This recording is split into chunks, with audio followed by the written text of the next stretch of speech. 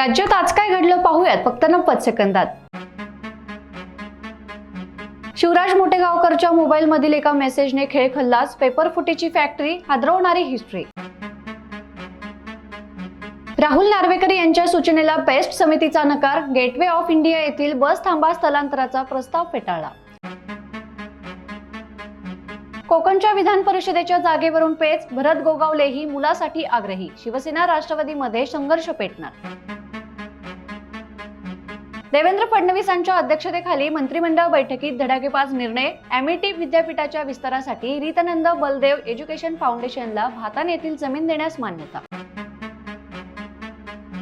पंतप्रधान मोदींकडून डिझेल बचतीचं आवाहन. उपमुख्यमंत्री सुनेत्रा पवार यांचा इलेक्ट्रिक कार वापरण्याचा निर्णय. नीट पेपर फुटी मास्टर माइंड शिवराज मोठेगावकरच्या मुलाची चौकशी सुरू. सीबीआयने ते धागे पकडत 3 विद्यार्थी आणि पालकांनाही बोलावलं. रोहित पवारांचा राष्ट्रवादी पक्षातील नेते भाजपात जाण्याचा दावा. आता सुनील शेळकेंनी जुना किस्सा सांगत सगळंच काढलं. म्हणाले, भाजपामध्ये कोण आणि किती वेळा जाण्याचा प्रयत्न करत होतं हे मला वेगळं सांगायला नको. राष्ट्रवादीला गुलाबी रंग देणारे रणनीतिकार बदलले. नरेश अरोरांच्या जागी पार्थ आणि सुनेत्रा पवारांनी नवे चाणक्य प्रशांत किशोर यांना निवडलं. आणि अशाच ताज्या घडामोडींसाठी बखर लाईव्हला सबस्क्राईब जरूर करा.